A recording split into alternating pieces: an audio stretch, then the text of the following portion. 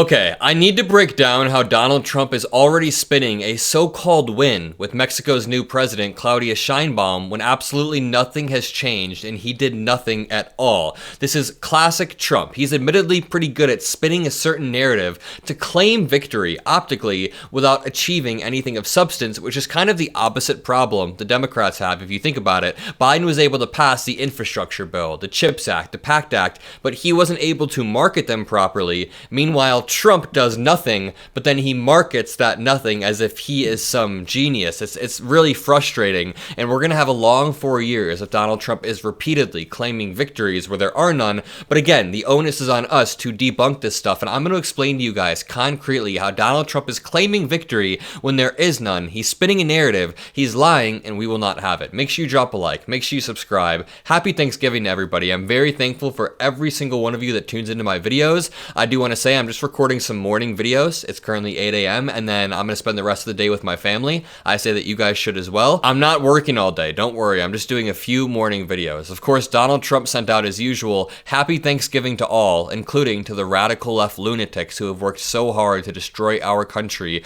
but who have miserably failed and will always fail because their ideas and policies, blah, blah, blah. President Biden had to lay in the economy that Donald Trump destroyed, that was Obama's. That it's so frustrating because Democrats always create these beautiful economies. President Obama built the economy back after it collapsed in 2008. He gets no credit other than from us. President Biden built the economy back after Trump crashed it. And again, Trump claims victories where there are none. So this all starts with Donald Trump sending this out a few days ago. He said, as everyone is aware, thousands of people are pouring through Mexico and Canada. He said there are crime and drugs, the levels never seen. And then he said on January 20th, as one of my many first executive orders, I will sign all necessary documents to charge Mexico and Canada a 25% tariff. Now, he did this to try to give himself some leverage, but number one, this would make prices go up across every single sector in America, mainly food sectors when it comes to Mexico and gas when it comes to Canada. That would be terrible. So Mexican President Claudia Sheinbaum fired back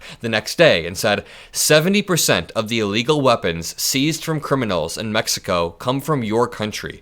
We do not produce these weapons, nor do we consume synthetic drugs. Tragically, it is in our country that lives are lost to the violence resulting from meeting the drug demand in yours. Now, Sheinbaum is a quite liberal president over in Mexico. She's really, really solid. She's one of the only people that curbed that incumbency trend across the globe where incumbent administration, after incumbent administration got wiped out, she actually won. But she wrote a longer message saying, I'm writing to you regarding your statement on Monday, November 25th concerning migration, fentanyl trafficking, and tariffs. You may not be aware that Mexico has developed a comprehensive policy to assist migrants from different parts of the world who cross our territory en route to the southern border of the United States. So this is what I really want to hammer home. There's already a policy in place that does exactly this, and this policy over the past year has helped to curb immigration. Now, yes, admittedly, during Biden's term, it got bad, and Biden should have used stronger rhetoric to try to disincentivize this. But not only did he sign an executive order that says right here, President Biden announces new actions to secure the border. He said, we must secure our border. That is why today we are announcing executive actions to bar migrants who cross our southern border unlawfully from receiving asylum. So after that happened, President Biden also made a deal with Mexico's president to make sure that Mexico is curbing the immigration on their side, and you can see that not only does immigration drop, but it drops to Trump era levels. It is exactly where it was during the Trump era. So as you can see, Claudia Sheinbaum just reiterates, you may not be aware that Mexico has developed a comprehensive policy to assist migrants from different parts of the world who cross our territory en route to the southern border of the US. As a result, and according to data from your country's Customs and Border Protections, encounters at the Mexico-United States border have decreased by 75% between December of 2023 and November of 2024. Now, here's where Trump comes out and claims a victory. This article reads, Trump and Mexican president offer differing accounts of migration talks amid tariff threats. Incoming U.S. president claims Sheinbaum, quote, agreed to stop migration. But the Mexican leader says country will not close the border because they've already enacted this legislation. First, let's read exactly what Donald Trump said. He said, "Just had a wonderful conversation with the new president of Mexico, Claudia Sheinbaum Pardo. She has agreed to stop migration through Mexico and into the United States, effectively closing our southern border." She did not do that. The border wasn't open in the first place, and the border's not going to be closed. See, Donald Trump has this binary way of thinking, and he's trying to gaslight the American people into thinking that he's a big winner, everybody else is a loser, because he closed the border and they opened the border. It's just such a simplistic way of thinking. No, asylum seeking is still a thing. It's still going to happen. We also talked about what can be done to stop the massive drug inflow into the United States, and also U.S. consumption of these drugs. It was a very productive conversation. Let's see what Claudia Sheinbaum says in 1 second. He then said, "Mexico will stop people from going to our southern border effective immediately. This will go a long way towards stopping the illegal invasion of the USA. Thank you." So remember, he says this after Claudia Sheinbaum already came out and said, "You may not be aware, Mexico's already been working to stop this." Even so, it is clear that we must work together to create a new labor mobility model that is necessary for your country, as well as address the root cause that compels families to leave their homes out of necessity. This is actually a really good, level-headed response that addresses the root issues, so you can tell Claudia Sheinbaum was probably not impressed after she got off the phone with Donald Trump.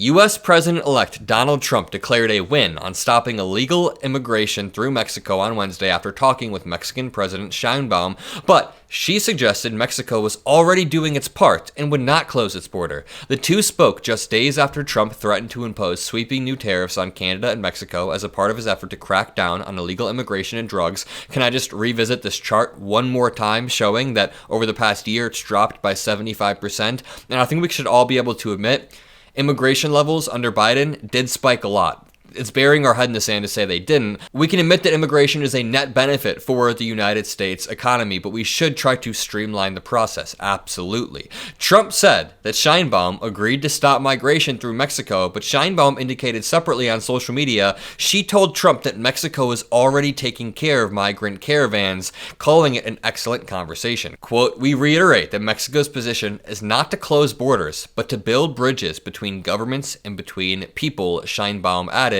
And of course, they're going to be very, very friendly because Trump hasn't even entered office. They're not going to start beefs. They don't want to do that. While the state of the proposed tariffs remained unclear, both administrations in Mexico and in the United States can now claim this as a big victory. They're not going to start publicly feuding. But Claudia Sheinbaum did respectively say, "Hey, we're already doing our part and don't believe Trump's spin." While the state of the proposed tariffs remained unclear, Trump said in a post on Truth Social that this was effectively closing the southern border. And I just want to take a step back for a second, because Trump's approach to diplomacy always relies on optics over substance, as I said at the beginning of this video. He uses these public declarations to create this narrative of strength and effectiveness, regardless of the actual outcomes, regardless of whether any change actually occurred. And this strategy keeps his base energized. They think they're constantly being fed with good news, but it also comes at a cost. It alienates key partners. And like I said, Sheinbaum didn't directly come out and say anything bad about Trump, but this does set a dangerous precedent for future negotiations.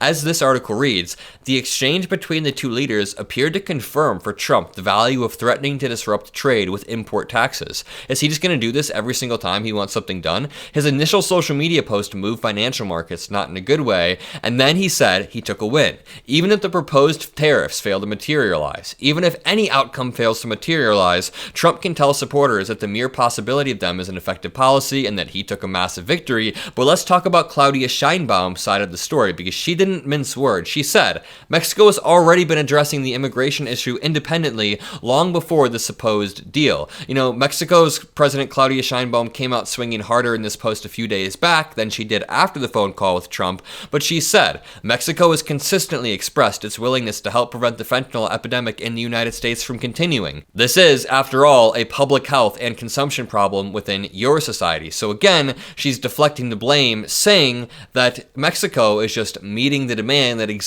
in America, and obviously we should curb the fentanyl crisis either way. But Sheinbaum's rebuttal is significant for a few reasons. It highlights the disconnect between Trump's narrative and the reality of what's actually been going on the ground.